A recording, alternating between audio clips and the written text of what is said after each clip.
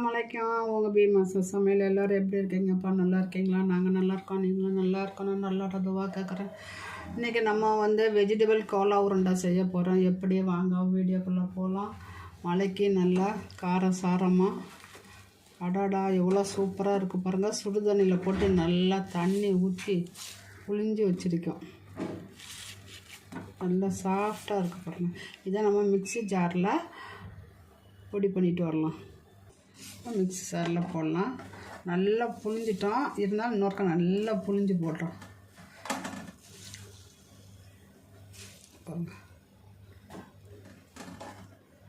சுடு தண்ணி வச்சு அதில் 2 கல் உப்பு போட்டுட்டாப்போ நம்ம பண்ணணும். ஏன்னா ஒரே மாவாக வருது புளிஞ்சா. நம்ம அதை அரைச்சிட்டு வரலாம். பாருங்கள், அரைச்சிட்டு வந்துட்டோம். கொஞ்சோண்டு தான் போட்டேன். எவ்வளோ நிறைய இருக்குது பார்த்தீங்களா? அப்படி சாஃப்டாக பூ போல் இருக்குது பாருங்கள்.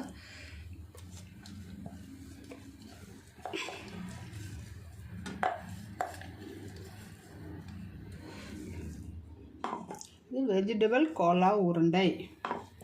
இவ்வளோ நல்லா இருக்குது பாருங்கள். நம்ம இது கூட என்ன போட போகிறோன்னா பொட்டுக்கடலை மாவு ஒரு 4 ஸ்பூனு, அரிசி மாவு 2 ஸ்பூன்,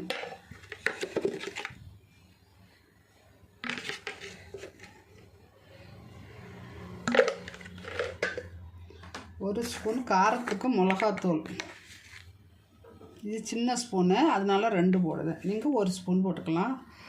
அந்த சோயா 50 கிராம் தாங்க. அது சோம்புத்தூள், கரம் மசாலா.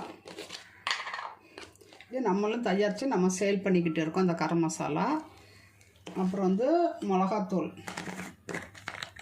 போட்டுட்டோம். மிளகாத்தூள் போட்டோம். மஞ்சத்தூள் ஒரு 1/4 ஸ்பூன் மஞ்சத்தூள். ஒரு வெங்காயம் பொடி பொடியாக நறுக்கி வச்சுருக்கோம்.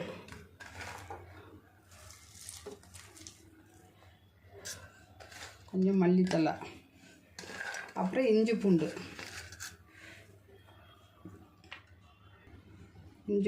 1 ஸ்பூன் இஞ்சி பூண்டு.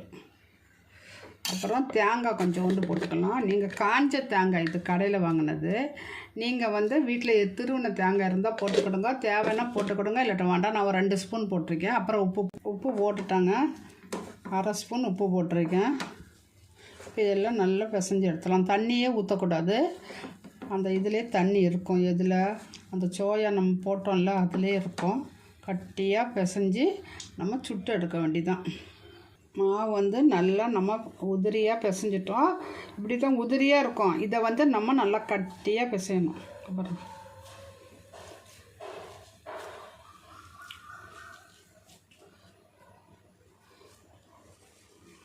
உடஞ்சிரும். அதனால் நம்ம கையை வச்சு இப்படி பிசைஞ்சுக்கிட்டோம். இப்படி பிசைஞ்சு உருண்டையாக வச்சு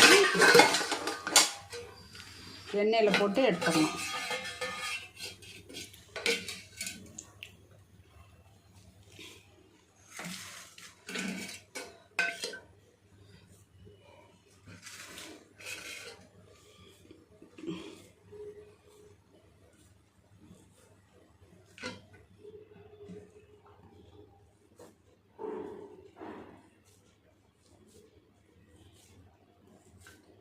டைட்டாக இருத்தி பிடிச்சிக்கிடுங்க.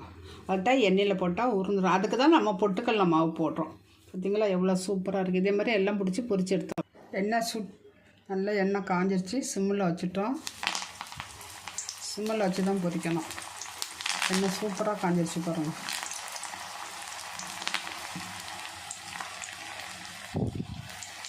இப்போ திருப்பி போட்டுக்கலாமா? இல்லை, உடையவே இல்லை. இதுக்கு தான் நம்ம என்ன போட்டுறோம்? பொட்டுக்கடலை மாவு. சூப்பராக வேகட்டும். சிம்மிலே இருந்து வேகட்டும். வெந்துடுச்சு, எடுத்துடுவோம்.